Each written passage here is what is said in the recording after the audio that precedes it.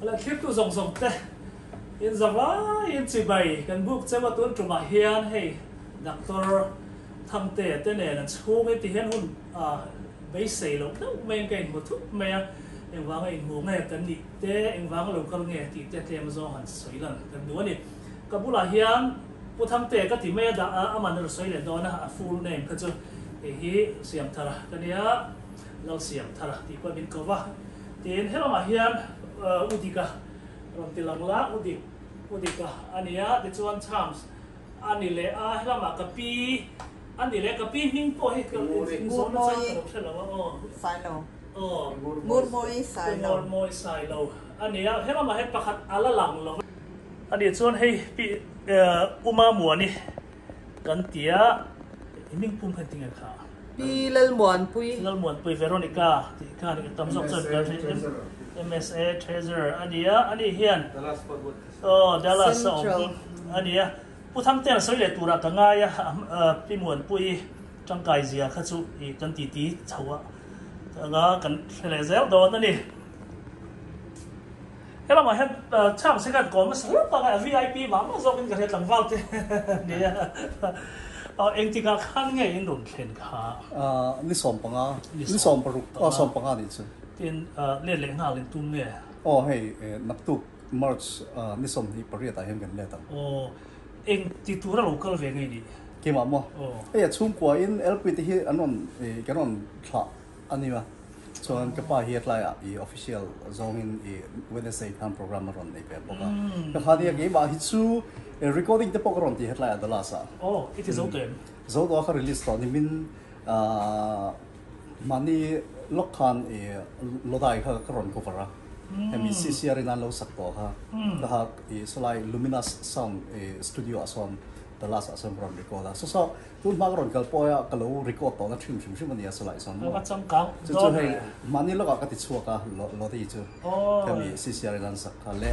tun ma sang hi le som hi le pakhada game la pho to po kha nazarin le in the name of Jesus ni po kha karon record le ni record par le chuan karon chua pe le ni pokina Spotify iTunes ti vela te YouTube music la ba po ma I voi kharon kal len ni USA ni lo we hi voi kat na ni lo ani ba ani tak so ka lo hello mai mai zok chari mo ron kal fo lo ani tak so ka pi han soi du ne ka ria okay ka pi so voi khat kal na den chu tro ni lo we voi tam tak so ka ni mo ni tak so ke ma zo ka voi kharon kal na ne ka bang ba so ka la ni so ba ka ni so pu tu nge ini ti kha ma sa ta men shu te he ngai to chen ti Dr. Arlo Thanglia kan ya mo tuna hian health minister kan ya health ba ka hian higher and technical education le commerce industry department kan ko ka sang ka zakwa somre le pakwa tangkhain mele athan hi kan ni thina tun hi ka tam ro na ai ta le me mo tun hain sang ka zakwa som ore le panga ku ti lam pangkhan eta Pasuma University College hianin zirti tu ka soma Department of Sociology mo doctorate degree hi sociology subject hianin sanga je ko somre le paru kala MPhil hi sanga je ko somre le kala so one rate takkan thoka kini Central University kan ne wang khan Central University thang thoki chone ni khalak ti ta ne chuan li thi kum som ni chung ka la ni mele ka ni chung kum som ni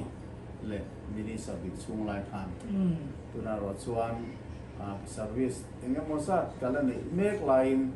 tun tuma cabinet minister atam thum na ta na kan lu le mu hian voluntary pension hi deal mai la kan tia voluntary pension in December ni som panga sang ni le som và quân nó sáng thì xong là có riết này chứ tụi mà cắn thịt là trùng khan cả là ta này hiện bên sân nắng rau chứ bên này về mày chứ tụi mà hiện hay bên một chút mà anh ti tu ra local nghe nhỉ ông sẽ chú cắn ram Mizoram hi มี HIV อย่าง India Ram State และ UT อย่างสร้างเรื่องกันเนี่ยมีกาแฟครบไม่เฮลมินิสันกันเนี่ยนะจอนะบางส่วนสร้างเรื่องสมนิ January ที่พวกเขาเนี่ย UNH อันที่ headquarter เป็น Washington DC อย่างนี้อัน international คุยตัวเนี่ย meeting กันในตรงนี้เนี่ยส่วนตัวทุกมาเฮียนี่H Healthcare Foundation อันที่ไม่อะ AHF จะมีตัวนี้อะไรอะจินตัวเห็นมีสอมาคลินิกก็เลยอันนั้นเขาเป็นมีหูคุยเทล่ะเป็นมีน้องสอมานี่ส่วนอันนี้เฮียนี่นินเดียร์มาเฮียนี่ออฟฟิศอันนี้อะจุด Country Director Office อันที่ New Delhi อ่ะคนออฟฟิศอันนี้ทุกท่านรู้ตัวป้าเบอร์ฟิชดรสมานีมิโซรามาพอทุ่มมาหลอกเขาตัวอามาคัลตัมอังเทปเลยอย่างจุดอย่างขันอะไรอะดัลลัสเตฟอร์ดวอร์ดเวลันคลินิกที่อัตตะการมินพูดคุยตัวเฮียนินอันดูทวนนสุยาสอมาอินวิเทชันกระดองนี้มารอจุดเดียกันหันโดนเฮียนพร้อมพอหันกัลงวดที่มินิสต์ที่กันวิจารณ์เคลมาดานเลยดูแต่พอกันหันเคลียร์เวทีไงอะอินเดียมิโซรัมสเตทสังคาKaltangin kan Chief Minister of Approval lain henta Ministry of External Affairs Government of India ini mungkin kalau tu remanti tu teh kang anti felamaya zong tu kan paltang Afrika tensuan ani point chamin ti kuya tingyan kalau kala suan ani big atan kami kan program atan kami somhile pathum tun saka kan han fixa jing da wa tengin lai lampang tengin ni leng tengin yang chuan hun kan rom ni su ska ron pal san ber ani yang tol san su in ho tengin enge nan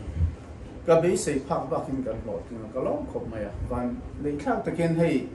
dala sa hianin kan naw te po ka ti ve theing ga fia ti ma mo ni ran mon pui ani hi tun hain hemi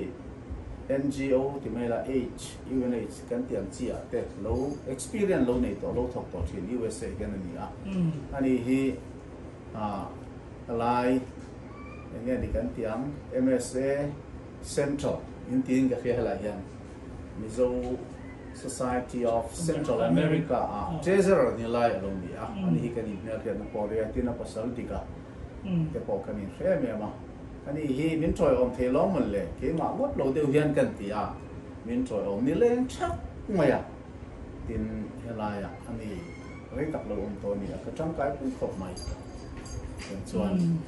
มีส่งที่เราปฐุมคานนี่เล่นเงินปุ่นกันหนุนมังอันนี้กันหลอกคุยขบใหม่เป็นกันฟักเก่าโตนะที่อันหลอกคุยอมกระเทียกับวิสีโลตักนี่กับพวกคนนี้ฟอร์ดวอร์ดคือส่วนนี้คอมมิชชั่นเนอร์คัมทรีอันเดียกลุ่มสมทุนเลยปลีอาทิตย์นี้เขาถกโตอังเต้อินสุบะกับส่วนนี้เองนี่มีคุยหมดดังตั้มตักที่ไม่อย่างเองก็มอซักค่ะไม่มีอันสงครามมีคุยหมด elected ที่ไม่รัฐนัสันตินังจีตะโพค่ะอันเทละอินสุบะกับส่วนอันนี้เขาที่ HIV ตัวนั้นก็อาเฮียนอันเราตุ้ยขบมาอันนี้เป็นยังไงHRLที่ไม่ละอาโบมาจะตกเป็นเชิงโดนเนี่ยอาทิตย์คอมมิชชั่นเนอร์เพกจะที่เราขบมาส่งเทรนชันมีจริงกันในที่คลินิกกันหันโตนาคานินอาดังละไม่ไม่มาฟาร์มาซีอันเดียHIVเตยินาอันจังกายคุยตัวดำโดยอาทิตย์อันหันจบจวดคนนี้ลงซึ่งอันหันคนนักหุ่นเตกันตัวอาทิตย์สุบะกับส่วน HIV เตยันเราคงไอ้ตากบกอเมริกันติดชาเบแมนจูฮัลโหลตอนนี้อันนี้ตัวเตะอาเซียนสักการเป็นชีนะที่จะมีเกี่ยวกับส่วนนี้เดนทัลคลินิกที่เกี่ยวกับคนเราในนี้มิโซรัมเนี่ยช่วยนั่งรอพบไหมฟัซิลิตี้ที่ไม่รับมันวันนี้ชอบไหมเองที่โฟร์ตัวตะการหันโตนับบ้ากับคานดัลลัสให้มี US ไปชวนนั้นคลินิกเลื่อนไปรังที่ไม่กันก็โตเงี้ยมั่งส่งแต่ปอดจุส่วนมีคุยหมดตักแต่กันกับหมู่วัวละมีจริงอังเด็กแต่กันหันเนี่ยยินสุมิเปียละมาส่วนนี้มุนนี่ดังกันโตที่พอลงมานี่คุยหมดขบไม่กันโตนั่นเองนี่วันสุดท้ายกันแล้วฟิกะยินสุบากะมิโซรัมสงขลา Information Department กันหันที่ไม่ DINPR ลำปางปุยน Press Release ที่พอค่ะ kan han tho zo nu kan min chu saka LPS te zo ne ta te Doordarshan at po khan chu kin ka sia ten chonin press statement te po khan siama tin ka soi bera chu te ka non po hi thei to chua chan min lo la pui thei chon kan lo pang ti kha ka sena cho ro chu an commit ve khop ma ya tum an tum khop ma ya thei to kan chuang ga ti the no ko ma chuan ya tin hei na tu ni som hi pre thianin Delhi paning kan su thalenga Delhi hian ni ti chang khumon lo ka ngai dona ni som thum ma tu ka pe chuanin kan thlen tu ka pe chuanin Delhi lama ani AHF ina an clinic pui ma tak mai USM yang sia khani lo ve the Indian context me India milat ti akha lo turin program kan ni sa le ve kani chuba ka India sarkar pui mo tak tak te ka department junction ka higher and technical education ate in chuba ka ta commerce industry ate in health ministry at support to mini khatika ron nei khomong don primary the like and culture objection ei karinga maro chu tun tu ma hian AHF te ne na kan voi khatin nu na ne wang hian thil kha dok dok thei bikin karing lo ba zoi in a ho tin ma chu an mani soi dan ta ka kanin ko ka be se tiên tu na in ron kal sam ber chu kum eng zat ve la chang hian ngai Mizoram hian a chhor thei rin chang kai pui thei ngal vut vut chi niam a chhor thei ngal mai tur chi te po hi om ka ring dewa a chan chu sum le pa nin chan pui na hoi zong ai ma in engemo helaya po HIV an ma chon na ko ma engemo man ro mo bong te po hi nin ron pek thei mai ka ringa ko min chung te pe chon kan mu thei mai te pe kan be se da bai to ni sala kan han ti don hian Delhi ya an country director office ate kan han soi ho leng mo kan le thap nuwa ta chuanin eng ti nge ni ti ta po chu kan thei tu ra ka ngai ma ro chu kan lo tin ka be se kho pai an ma ni trong kam kan to na changin tin kan soi le do chu kan ni India ra ma chang chau ko ni lo hian khovel mun dang chang hian an clinic ti mai la H&M kol na ang chi tak tak hi balu chi tak tak ka faculty minister gen lo mai vak lo ni ka ringa so wang chen min lo dong song tha kho mai ka be sei pha ki eng ma ni lo sia ka min dong song tha ka long kho pa emi AHF global foi to be chon ne certificate ti mai la mo appreciation certificate te min pa na thu tak tak kan sia ka tin suba ka chuan Dallas mayor po hianin engemo appreciation certificate to po min pe tin suba ka chuanin country judge antimaya Mizoram ma chen kan nei ve chia lo ba Dallas country judge po hianin appreciation le khante min plan ko ka mar chu heng kan sui hian ke ma mi bal thilani lo ba Mizoram ni puite kan tho ho that awangin health minister kan ni na zona ke ka chuanin anai o in heng hi ka dong kha ani maya tin min lai poi mo na em ne ka khia ta chu kan ka la hi California atang hianin min troi om tu hian mi patni mo Dallas ka thlen hwa hian an ron thleng dei maya a lo mong khop mai ron thok fanga chu nga mi te chu mi poi mo tak mai an nia ning te po hi khi har de le ka sa po hian ning hu kan soi mai mai nga khat chu Piteri kan ti mai mo Piteri M4 tania ani hi chief global advocacy and policy Healthcare Foundation Los Angeles California tanga local ani pakhat le hi Samprasat aniamo ka sei sol pa Salvador ania chu ani na poi bo khop ma ya ani po hi hemi a global khovel huap anga ni poi mo tak mai engem ni kan tiang ai administrative line lam panga en gol ni an pani hian Los Angeles California ten thok lu ta heta min ron pick up min ron lam ngatan ni hian ni leng in min fruai tuan chuak saka tin chubaka hemi regional director and timaya regional executive director chung chuan in tikhan motor ne ti khan min don fuaya don tum chu kan in don san dan hi again is something beyond my expectation ti mai la ka dei sei pha bak in dan dong tha heng kan don theina sa hi Mizoram mi pui te ina hey tu lai chan covid thiam la ra covid chung sang hen kan thok ho that tho ta MKCC Mizoram engani ni go from Mizom Compote Central Way me kan ti NGO coordination noi por sang te tin kan task force te le kan engani LLTF local level task force te tin medical team te tin sarkar department sang te volunteer keng yen kan nga Mizoram hi kan thok ho tha heng kan thok ho that ra te po khaวันนี้กันเซ็งเวมันจูก็เดียโควิดที่apoi viau rual en ero chuan chiat na hlir kha thling dik lem lo wa a zonga min mel khet na po kha thling ve tho ani chu kan soivel ta teu ni chu alo mom le mai hi ke di tan po mal som na ani ka ringa zona dang pakhathan pel du ka nei chu bi chance kan la lo ma Burma refugee lu chak ta tu na hai Mizoram in puya kan lo em mai ke ni Burma zo faten tuna resel chung chang a hian I India kalpui nge malak ne tu abik takin refugee Indian citizenship ni silo si te an ma ni ta na hian entin nge benefit emo health insurance chung chang shuma hian India kalpui nge plan hi in le ni a thei to pichu kan chuawing ka ria kan chi minister zong tak po hian ni langai poi mo khop maya ani po khanin harsat na ani na ko ma hian thei to kan chuang kan u nau te ani ti khan statement te po siam thina alo bong khopa tina sarkar hianin kan ngai poimo em mai kan u nau te hian ni ti hi ka soima sa doni chumi wang chuan hei ka bial ngei te po khi na thial bial han te mela south tui poi constituency te hian lo lu tam na nia ta alo lu na thing sai lam atang te le cher lam pang site le khang thila jang te pon tama tin champhai district an tam boka en poni sela ten lo lu ta ka chuan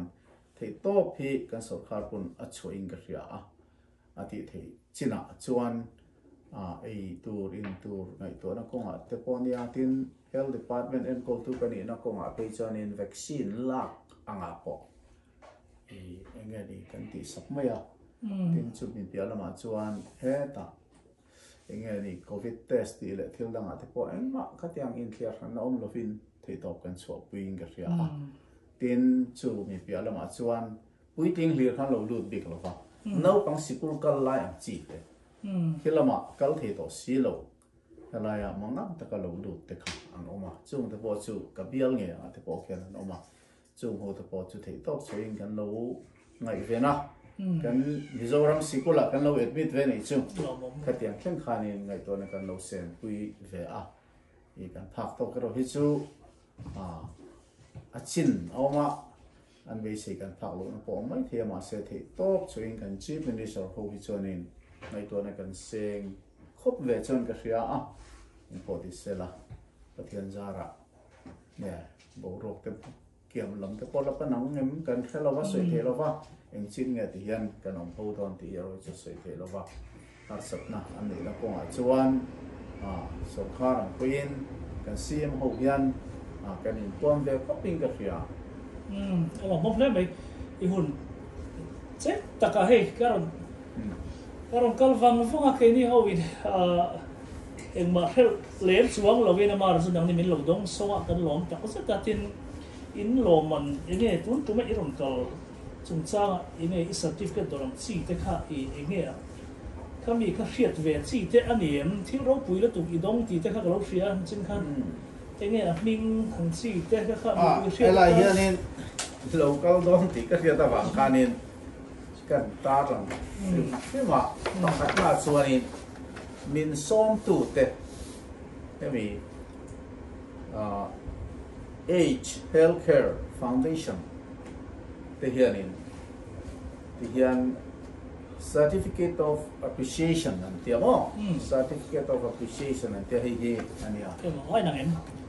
anh đang tôi rồi oh thì mình bên thì về hình phim bằng cái thiền thì mình là na tại sao trong cái này gì cả cái chia ra tôi có certificate of appreciation and this certificate recognizes with deep gratitude the cherished sisterhood alliance between state of Mizoram, India, Dr. Alal Thanglia, Cabinet Minister of Health and Family Welfare, Higher and Technical Education, Commerce and Industries Department, Mizoram State Government, India, and H. Healthcare Foundation, Dallas, Fort Worth, Texas.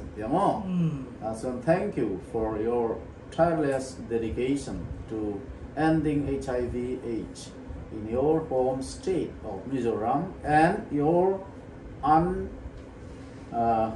unwavering support for AHF program at home and abroad. President Michael Weinstein and President H Healthcare Foundation in a signature on sign Joan Mrs. Terry Ford and Chief of Global Advocacy and Policy H Healthcare Foundation and he min penny second so ya thoka ani maya hello he ni han zo ka ka chuanin ta soi bel do ne mi soi ga tan chuan a ro puyang ai na ma se hen kan don hi ke ma thil hi ni lo ka ti kamo la ya hianin proclamation an tia he proclamation an tia la hianin ne ya se ya mai chu ka sian lo mai anga la hianin thil dang lam deuh chu as min pe tu hi proclamation min pe tu hi Clay Lewis Jenkins, Dallas County Judge, signature. Yanin Asia ka. Pon sila Mars, ni som nila patni ti. Alai chona niya, tandem niya sin som hi patumani. So ni ta sila thil pakat le lokhi. Hi ka base lo em lama thilalo kala. Again in the special recognition. City of Dallas, the special recognition. He mayor, the city of Dallas, here, min plan ni. He til tang ta. Asia lo na atil siap he.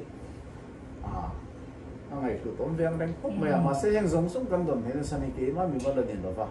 Mizoram ni kui te kan so ha te le po chi sang te mi kui kan tho ho that na kha. When ni hian element an lo sia ni ka tia chu bang chen kan chuan ber tu le kan lom na tu ri chu thatiam tho ho na chamin te tu pathian ni se ti ka du ber ani amen lo mong he mai kan phul ho wang ka liam chu tro he he so ra ma lo mong he hi chu kan dong dong ti ka ring lo phim phim ama ni lo kan no la mo ro pui kan lom pui tak chu ti kha le lal pan i Mizoram School of Zong Song Tharin Mal Som le ro se ti kha ka du sakna ka han thai ve chu ani ni nang ma ni mo tak pon kalom tak sa ta he kom na hun kan ne ya i kin zela po in chu zom le zela tu ra po lal pan Tharin Mal Som chu mo se kalom ko mai usiam thara hi halak le nga mo hin ka pu cha tun hi yang mai chana kan foi khatin hu na nia rem chang de mai helaya i lo kala ti mai la ina tu ka chok mai tu kan ni nek lai pun cha kan nei du thei kalom ko maya tin Mizoram hi social media le YouTube kal tang te ko thui tak ke na ni pui te le ni se sang te ko ne chu kong dik ko tu le in kan activities te til mi nan ta chua sak tu thin til tam ta ka tu ma atang tu in lo ni ki in chang kai tho pin ka ko lom khop ma ya pi ma mo ni kal tanga moren chang man ti pon ka lo khur ve ko ma going to Texas Missouri Christian Church a thu da ni lesson de kan ka so ya ka so zo ve le in lo ka lom ti ria khan muang sang lung kan plan ho ve char he kan ni mu the ka lom khop ma ya in local na ta le ni ti plan ni ka se ngi na Indianapolis mo alo ka ti kun local zel tu ta te le in thọ na kong sang sanga du sak na when we hi ren chang la in kan lan ve le kim kim che ni lo me chi bai lo ta ke kal do na ne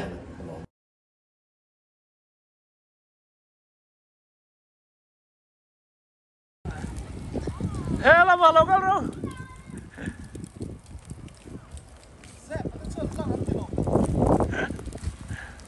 okayแล้วก็เราท่าละห้องมือให้เราใหม่ฮะไอ้เหี้ยเนี่ยเร่งเร่งอ่ะ He Southwestern Seminary Theological. fa patel sok ke ta le kha zir lo โอ้เฮ้ยเข้มป่าสมดุลมันเนี่ย hi housing ani Housing Ni mo. campus. kan area sa ni ma cha ma na mo โอ้ el pu ya samuel ba la long pu hi vi di zura ma zo du khan tura hianin THM le MD fatiko pa mo โอ้นี่ตักสัว ani ka ko hi da fa min ri ta Mizoram ma kum kat le chu ma ni te po kha e lai ong ram chan la cho lo to hi ko cha che te khan lo ve ตัวเดี๋ยวโม่เนี่ยอ๋อ Tapom tu na so ni chuan tu. chan ke te ho chuan ta va vai ve te min lo Eh. ho Ka alo handa mi nge inda. Alo handa. Kuya nge da Facebook ama. ho ki ka ti Alo school. ตัวมิงเฮ้ย Tôi đi thi sĩ lá. Nó tôi đi sĩ lá. แต่นังมามิงตัวแกใส่ดูนะแกใส่ดูเราหม้อตัวแกมิงcô mình ra nghe đi to Chụp của mình ra ngay nhìn thì chụp máy nhé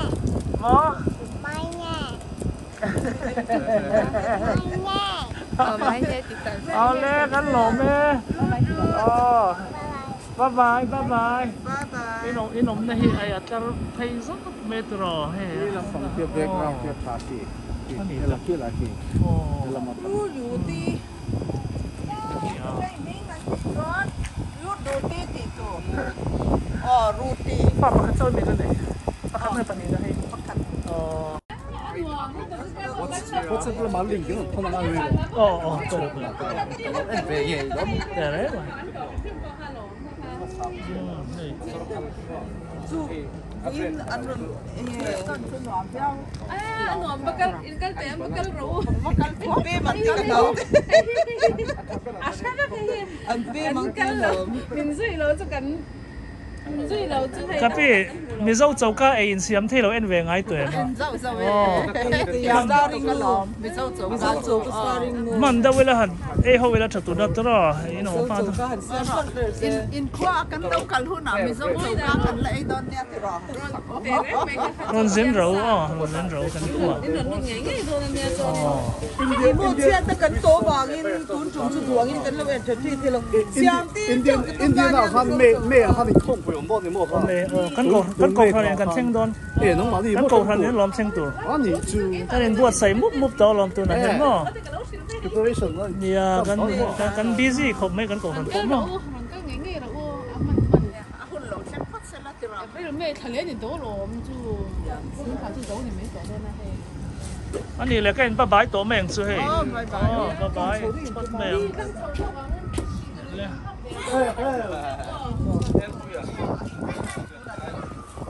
tụi anh một dấu lo cho mấy lần cả mấy bắt tụi lo thì An level to ki tulai mizo nula chu ki nge mizo tlangwalan en po hian level to ki en be to thina mo a boy tha khop nei na lo thok ve thei book si I mi pa ina a lo za ta lo ho ve thei book si motor khal le no khal ve thei book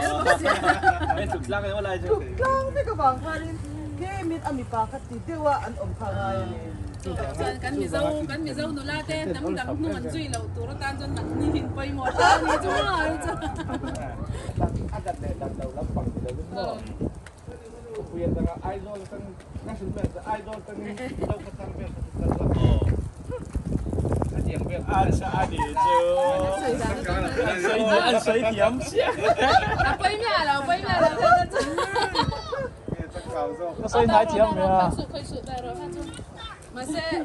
ให้ตัวน่ะต้องให้ zo la kang sen chi pa ken ve la ni chu ยูเอสอันอมเสียตัวไหน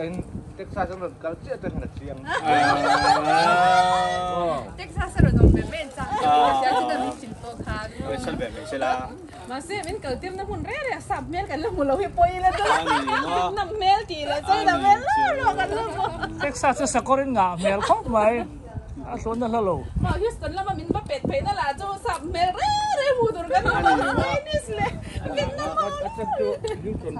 bye bye tak tak vui thum bye bye na bye bye bye bye ka